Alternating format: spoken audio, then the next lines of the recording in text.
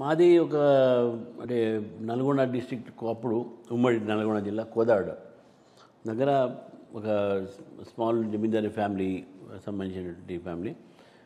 అయితే మా ఫాదర్ ఎప్పుడు కూడా అక్కడ లేడు. మా ఫాదర్ ఎప్పుడు బనారస్ హిందూ యూనివర్సిటీలో ఇంజనీరింగ్ చేసి చెకోస్లోవాకియా పోయి పిహెచ్డి చేసి ఆ రోజుల్లో first person to go abroad foreign పోయి మా ఫాదర్ అక్కడ. తర్వాత నాగార్జున 1930s ఆ ప్రాంతంలో, బికాజ్ ఐ వాజ్ బోర్న్ 1959, అయితే 1940 సంథింగ్ ప్రాంతంలో. తర్వాత నాగార్జున సాగర్ కడుతున్న టైంలో అక్కడ ఇంజనీరింగ్గా పనిచేసి BIT Birla institute of technology Ranchi అక్కడ మా ఫాదర్ ప్రొఫెసర్గా జాయిన్ అయ్యాడు. ఆ టైంలో నాగార్జున సాగర్ ఆ బిఐటి పోయే టైంలో నేను పుట్టాను మా ఇంట్లో.